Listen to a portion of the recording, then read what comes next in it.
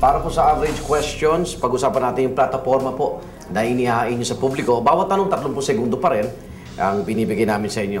Aming katanungan, una po, bilang aplikante sa pagkapangulo, paano nyo po ito binebenta sa publiko? Kung sinasabi po, nagiging totoo po kami sa publiko. Kailangan po, kahit malaman nila na kahit na anong sabihin ng mga kumakandidato na gagawin nila to, aayusin lang yung gobyerno. Kung may mga balakid sa progreso, hindi po nila magagawa yan. Isa po dun yung pork barrel system na isang source ng katiwalian. Nagiging padrino tuloy yung congressman at saka senator. Pangalawa po, yung gun control. Hanggat may baril ang mga makapangyarihan, paano po nila aayusin ang Mindanao? Pangatlo po, yung sugal. Pag PAGCOR, pag PCSO, okay lang. Pag STL. Pero pag weteng, sinusupil nila. So, ayusin po natin to. Okay. Konsyal, pupunta tayo sa hihimayin po natin yung plataforma. No? Ito yung mga nais na malaman yung konkreto yung programa. Unahin na po natin, edukasyon. Kailangan, we have to focus on establishing a nation of character. Yung unang ituro sa mga estudyante, yung pagmamahal sa bayan at sa Diyos. So yun po, kaya yung focus po ng presidensiya natin is kailangan yung bata, yung buong mga eskwelahan magkaroon ng values-based orientation program. Okay. Yun ang pinaka-importante. Healthcare, kalusugan. Well, ayusin po, every barangay health center na kompleto at meron gamit at gamot. Yung mga health workers, meron rin. Basic lang po eh. Maliban po doon yung PhilHealth program, paigtingin. At wag masamang politikahin. Kasi ginagamit po ng mga politiko yan para gamitin sa mga eleksyon. And so yun, ayusin lang po natin yun. Pabahay po. Pabahay, yung backlog po ng gobyerno, 4 million homes para sa mahihirap. Ang makakagawa nun, gobyerno lamang. Kaya po, priority na gamitin natin yung AFP Corps of Engineers na siyang magpasimulo ng housing program para sa mahihirap. Okay. Sa issue po ng katiwalian, may malinaw po ba kayong programa? Definitely po. Ang gusto natin sa gobyerno, mag-umpisa yung linis sa Malacanang. Yung kultura kasi doon ang gagaling.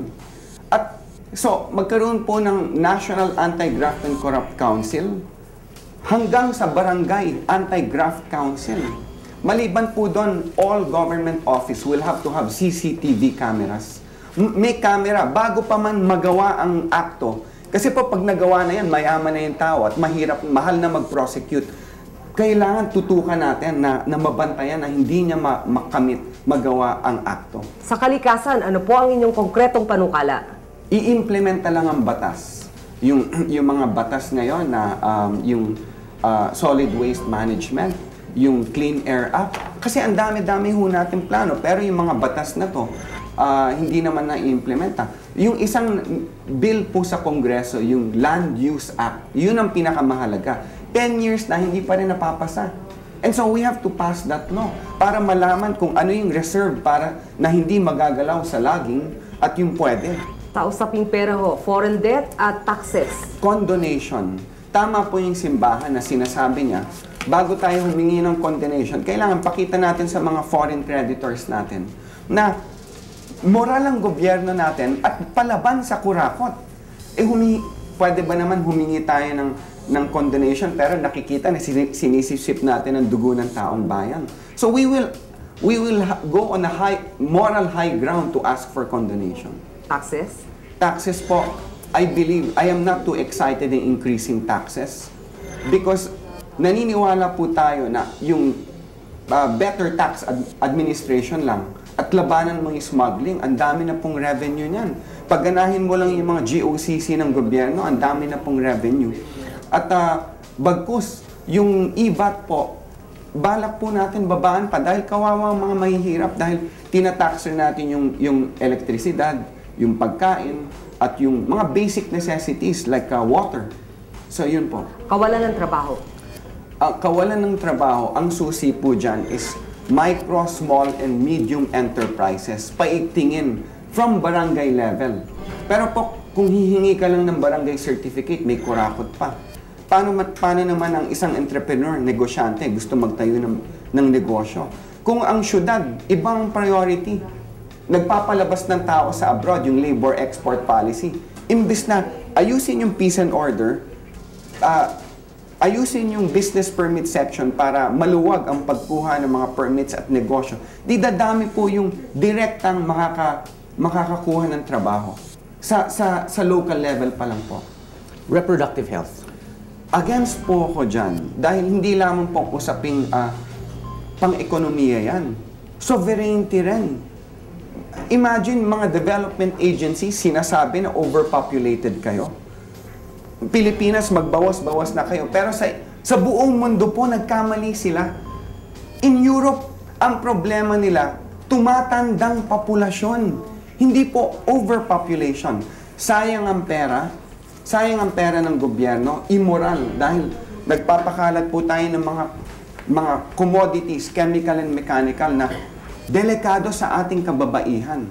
At hindi po tayo overpopulated. Marami lang pong kurakot, maraming mga may-ari ng mga mayayamang lupa.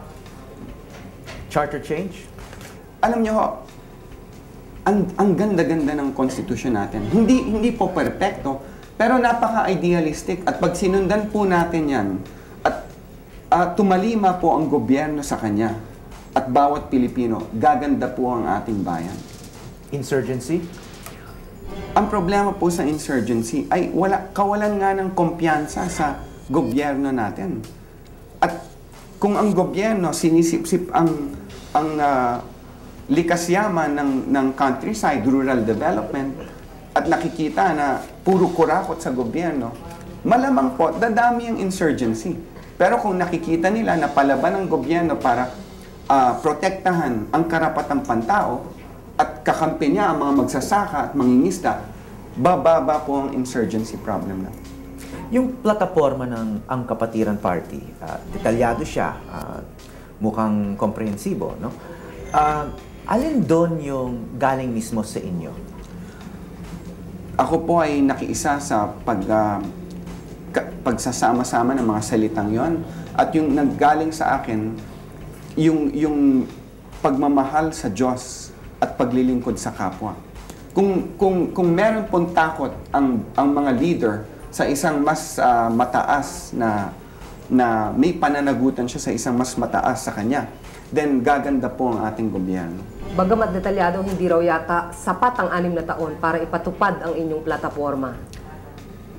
Hindi po sapat, pero ang aming paniniwala sa isang liderato, hindi po sa tao nakabase. Nakabase yan sa prinsipyo. So, para bang building permit, ako lang po ang chief engineer ngayon. Pero kahit na mawala ako, may chief engineer na papalit. Ang problema sa sistema po natin, sa personalidad na katuon, puro forma, pero plataforma hindi prioridad. Nabanggit nyo kanina na tutol kayo sa sugal. So, ano pong gagawin sa operasyon ng sweepstakes at loto kapag kayo nanalo, gayong malaki ang pinagkukunan sa mga sugal na ito para makatulong sa tao?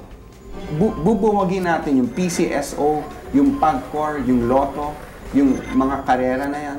Dahil ang tunay na kailangan natin gawin para sa bayan, turuan natin ang mga tao na hamunin natin sila na magkaroon ng talagang trabaho, meaningful work, na hindi yung para bang yung maling pananaw na tataya ka para yumaman ka. Okay. Follow up ko lang, paano nyo popondahan yung napakarami ninyong panukalang programa? Ayaw nyo ng loto, ayaw nyo ng taxes, ayaw nyo ng sugal. Well, kung 30% po ng national budget nawawala sa katiwalian, doon natin kukunin. Ang katiwalian po, ang malaking bagay dyan, yung pagpapadrino ng mga politiko. Kung ang presidente nanguna sa pagwawasak ng pananaw na isang politiko padrino, then susunod pa yung mga local governments. At bawat barangay kailangan maging lifeline o sagip buhay ng bawat Pilipino. Yun po naman dapat. At ayokong maging padrino. Kukunin ko lang yung pera sa PCSO at pamimigay. Charity. mangyayari yun. With a working government, gumaganang sistema ng gobyerno. Konsehal, maraming salamat sa aming pagbabalik po. Mga kontrobersya at personal na issue ang sasagutin ng ating kandidatong si Councilor JC De Los Reyes.